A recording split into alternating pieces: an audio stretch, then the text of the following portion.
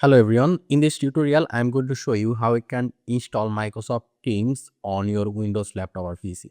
So for it you just need to go to your Windows search option, and here in the search option we are going to search for Store, and here you can see Microsoft Store. So I am going to click here and it will open the Microsoft Store, and here we are going to search for Microsoft Teams, and here you can see Microsoft Teams. So we need to click on this and it will open this, and here you can see install option for Microsoft Teams. So I'm going to click on install and it will install Microsoft Teams on our Windows.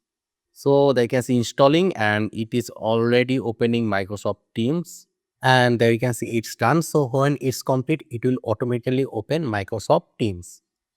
There you can see. So let me just minimize this, and there you can see welcome to Teams. So right now we need to log in, so I'm going to click on get started. Then you can choose current profile, and you have if you have already logged into Skype, then you can also choose Skype, but I'm just going to keep this. I'm just going to select this, then click on confirm. So right now we can add chat, create a meeting link, or join a meeting from here. So yeah, this is how you can install and use Microsoft Teams on Windows. I hope this was useful. Make sure to subscribe, and I hope to see you in the future tutorials.